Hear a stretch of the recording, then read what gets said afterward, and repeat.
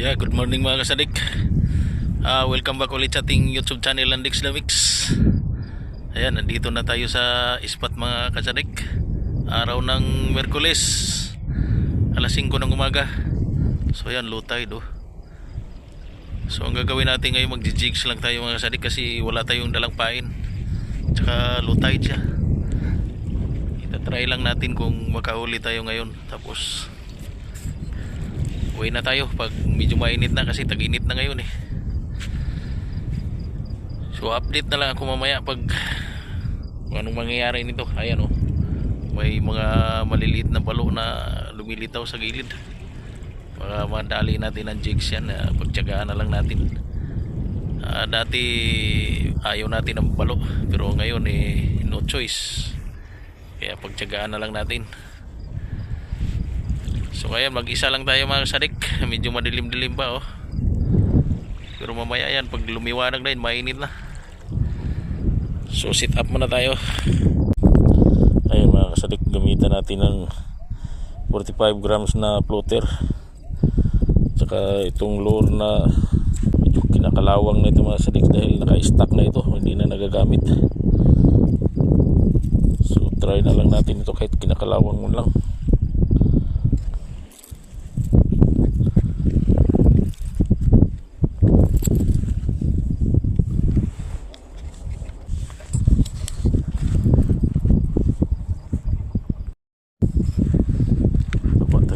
Kasadik,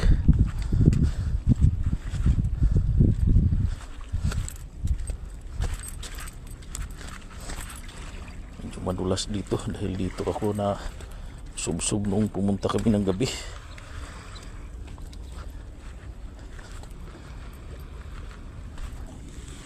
Bismillah.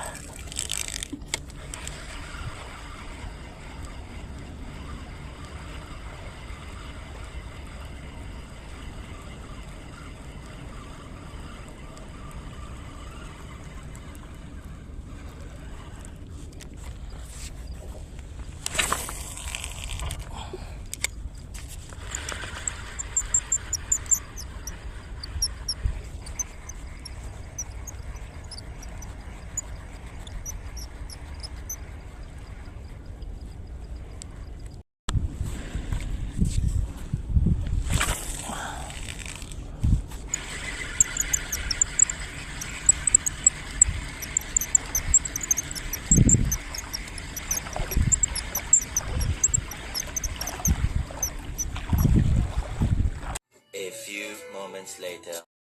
Ayan mga kasadik, uwi na tayo mga kasadik dahil mainit na. Alas 6:30 na. So isang oras kalahati na tayo rito, pero wala tayong nahuli kahit isa. Ang dami sanang isda pero ayaw kumain sa lure ko. Kaya yung katabi ko rito na Saudi, ang dami niyang nahuli. So lahat ng nahuli niya binigay niya sa akin dahil ayaw raw niya. So alhamdulillah, binigyan pa rin tayo ng biyaya kahit wala tayong nahuli. So ngayon uwi na tayo kasi medyo mainit na. Balik na lang tayo sa sunod na araw. So mamaya ibubuhos ko mamaya kung ilan yung binigay niya sa akin. Malalaking lapis yung mga kasadik at saka balo.